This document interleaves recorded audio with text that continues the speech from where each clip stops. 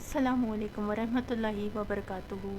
قادیانیت میں ہم دیکھتے ہیں کہ اس کی بنیاد ہی جو ہے وہ گستاخیوں اور جھوٹ پر ہے، اور مرزا قادیانی کی کتابوں سے بے شمار ایسے ہی جھوٹ فریب جو ہیں سامنے آتے ہیں۔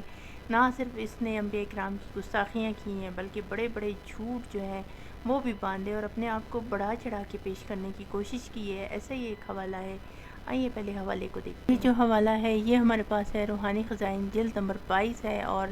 تتمہ حقیقت الوحی ہے، صفحہ نمبر 574 ہے۔ اور یہاں مرزا قادیانی جو ہے پہلے تو وہ انبیاء کرام کی معجزات کا صریح انکار کرتا ہے، اور یہاں پہ کہہ رہا ہے اگر یہ اعتراض ہو، یعنی اپنے اوپر کہہ رہا ہے کہ اعتراض ہو اس جگہ وہ معجزات کہاں ہیں، تو میں صرف یہی جواب دوں گا، میں معجزات دکھلا سکتا ہوں، بلکہ خدا تعالیٰ کے فضل اور کرم سے میرا جواب یہ ہے کہ اس نے میرا دعویٰ ثابت کرنے کے لیے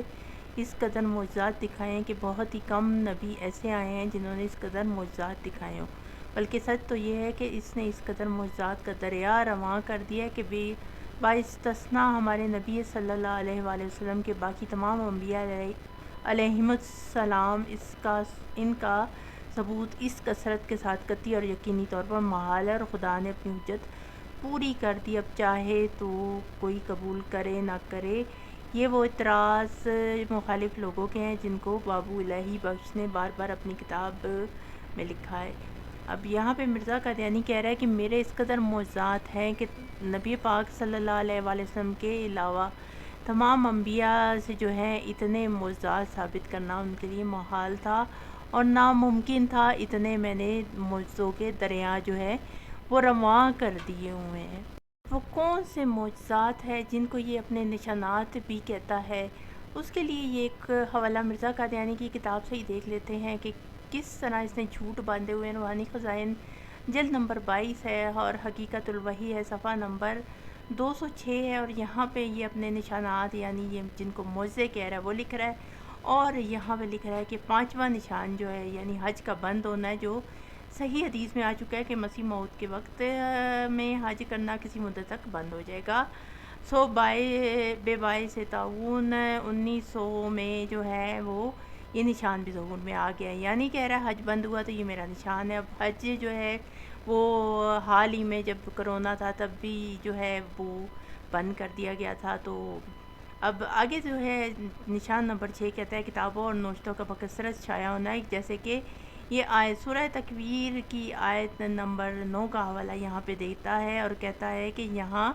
چھاپوں کی کلوں کے جس قدر اس زمانے میں کثرت اشاعت کتابوں کی ہے اس کے بیان کی ضرورت ہی نہیں ہے۔ اب دیکھ لیجئے کہ آیت مبارکہ پر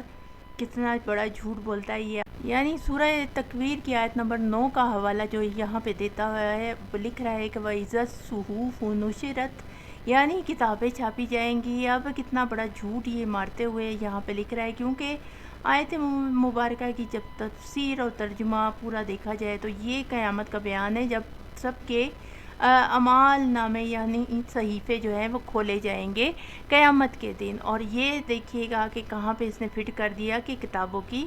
چھپانے میں کثرت ہوگی۔ اور اگلا جو آیت مبارکہ کا حوالہ دے رہا ہے وہ بھی قیامت کا بیان جو ہے یہاں پہ کیا گیا ہے کہ سمندروں میں جو ہے ابال آ جائے گا، اور باقی جو ہے اس سے نیچے بھی جو 8واں نشان ہے وہ بھی سورہ تکویر کا یہاں پہ بیان کیا ہے، اور یہاں سورہ تکویر کی آیت کا حوالہ دیتے ہوئے وَإِذَا النُّفُوسُ زُوِّجَتْ سے کہتا ہے کہ تار اور ریل کے ذریعے جو ہے ملاقاتوں کا سلسلہ بڑھ جائے گا۔ حالانکہ آیت مبارکہ کی جو معنی ہے وہ یہ ہے کہ تمام جانوں کو جو ہے وہ جوڑا جائے گا، یعنی قیامت کے دن جو ہے وہ جب دوبارہ سے انسانوں کو زندہ کیا جائے گا۔ تو دیکھ لیجئے کہ یہ اس قسم کے جو ہیں اس نے سورہ مبارکہ جو ہیں ان کو اپنے جھوٹ موٹ کے جو ہے نشانوں کے لیے توڑ مروڑ کے جو ہے وہ استعمال یہاں پہ کیا، اور ان کے معنی ہی بالکل بدل دیے، یعنی کہ ایک طرح کی کتنے بڑے بڑے جو ہیں وہ لوگوں کو یہاں پہ یہ قرآن کا نام لے کے دھوکے دے رہا ہے۔